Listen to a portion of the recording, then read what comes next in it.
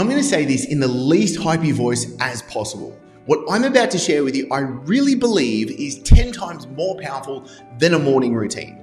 Because if you want to be more productive, you want to get more done, you want to be happier, you really want to be the person you want to be to achieve the things that you really want to be able to achieve, then stick with me in this episode. And I know this is a big promise, but when I started doing this 5 to 10 minute practice a day, I was happier, I was getting more done, I was being more effective as a CEO, I am making more money from it, and I am just so much happier and more fulfilled in life as well. Now, if we're just meeting for the first time, hi, I'm Chris Dufey. I'm a founder and CEO of a multi-million-dollar business. I'm an author. I'm a father of 4 daughters. I'm a health nut. And really simply, I just want to be able to share with you the things I'm going through to be able to live my best life so you can too. So you could have seen my previous episode about morning routines. And I say, that morning routines are good, but really they're not the whole picture. I don't think they're the secret sauce that so many people are banging on about them to be. And I think there's a few key problems that come up when it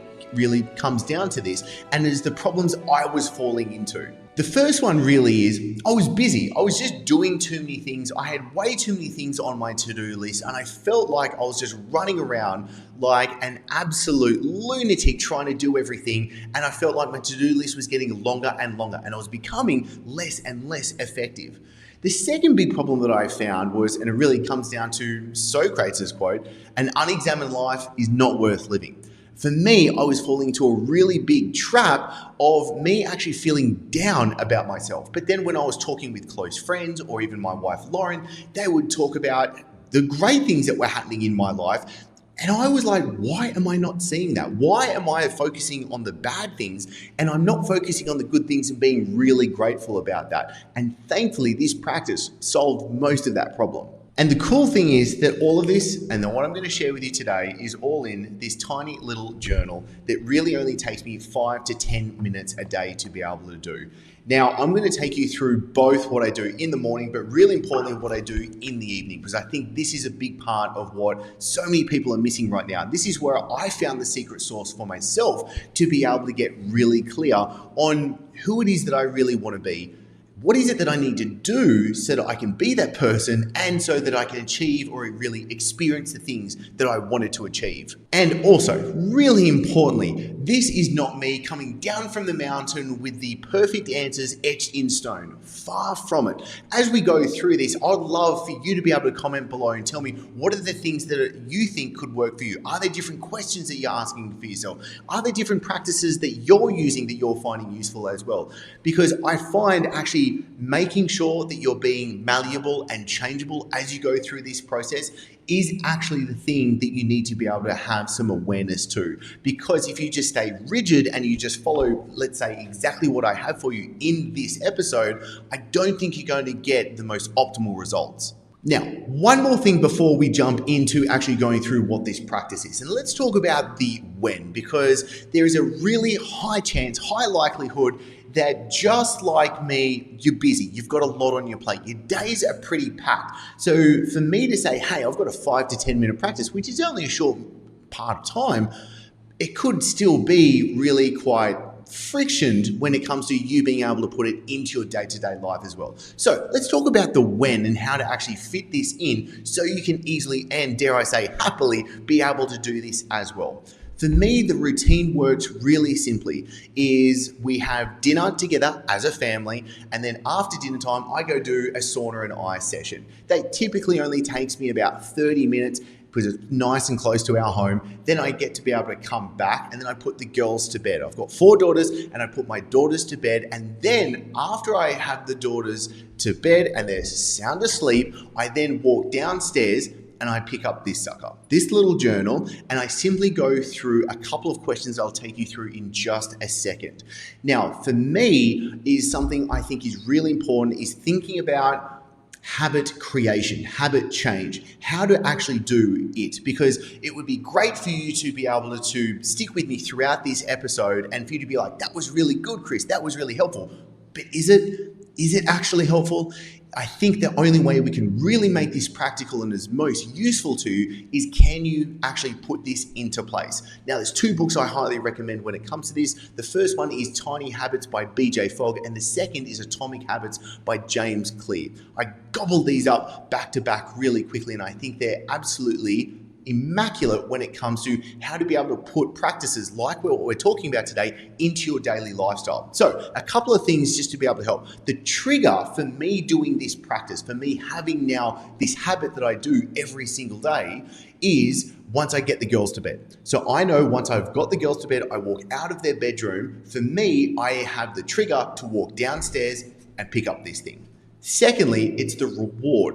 One is the thing, what is the reason, what is the reward, what is the celebration for once I've done this? And for me, it's actually getting some food. I make like a reishi, kind of like hot chocolate drink for both Lauren and I when we go to bed. And I get to spend the evening with my wife, Lauren, before we actually fall asleep exhausted and start the next day. So for me, the trigger is I put the girls to bed, I walk downstairs, I start this. The reward is I get to eat, I get to have a nice drink, I then be able to have some time with my wife before then going to sleep, and I feel really fulfilled. So I would say, as we go through this right now, what is for you the trigger for you to start this practice, and what's the reward so that you can actually help structure the habit of this? So let's just get into this together. And if it's cool with you, I'm just going to start reading from my actual private journal as we go through this. So as I said before, there is a morning element and there is an evening element. Let's actually start with the evening element because I really want to go through this with you right now. There's only a few questions that I ask myself, and I want to go through each of these and for you to be able to use these. And I really am, I think I'm a bit of a connoisseur if I dare say it, but I just really love collecting questions. I think the power of the answers is really down to the quality of the questions that we're asking to ourselves and in our life as well. So I really think being able to ask the right questions is actually where so much of the secret sauce lays. So for me, first question, what was great today? Seems like a super simple question, and it is. And I think it's a great one to get the ball rolling. And for me, it's actually being able to reflect and to being able to say, what was great today? What were the things that were really good? And literally spending a minute, maybe dare I say 2 tops, to actually think back throughout the day for what it is that you were able to do that was great. And this, I think, really comes to being grateful to being able to experience what you did throughout the day as well. So, what was great today is the first question. Second question, what did I learn today and what didn't work?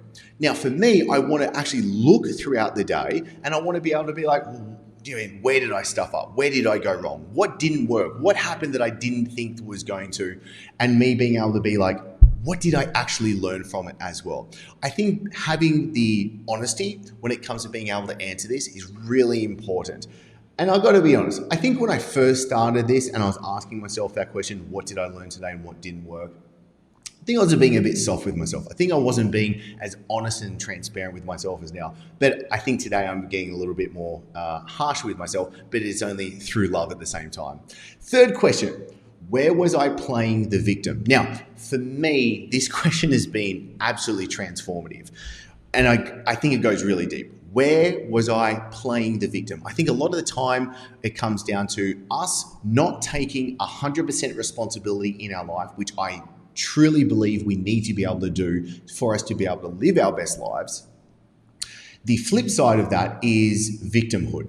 And I don't think it's smart to say, where was I the victim? Because I think there can be a little bit of friction with us, like with an ego wanting to answer that question. So for me, where was I playing the victim can be a much easier question for me to ask for me to actually get to where I was actually doing that as well. I'm going to be perfectly honest. Let me actually read what I wrote last night. Where was I playing the victim? When I was feeling negative and bad about life and I was just playing the victim, I need to be able to see this clearly and faster so that I can investigate it and be able to move through it. I noticed really clearly, it was actually after I left the office yesterday, I was riding back home before I went to go train. I was just feeling in a negative mood. Like I just wasn't loving life the way that I really should. And for me to then be able to have that reflection and be able to be like, you know what, Chris? That wasn't great of you. And that's where I was playing the victim. And I find for myself, and this is just my opinion, I find for myself that If I can be more aware and present and investigative of where I'm playing the victim, I therefore can be better and more intuitive as to having greater responsibility that then in turn has me living a greater, happier, more fulfilled, more equanimous life. Just my 2 cents on that one as well. So next question after that. This little question has a little bit of a Buddhist flair to it, but let me explain it right now. The question is, where did Mara manifest today? So Mara in a Buddhist context is simply the manifestation of delusion. So you could just term the question, where was I in delusion today? And that could just be like you seeing things that aren't really the things that's there. You putting your spiel to it, you forming a story to something, you really creating something that is delusion at the end of the day.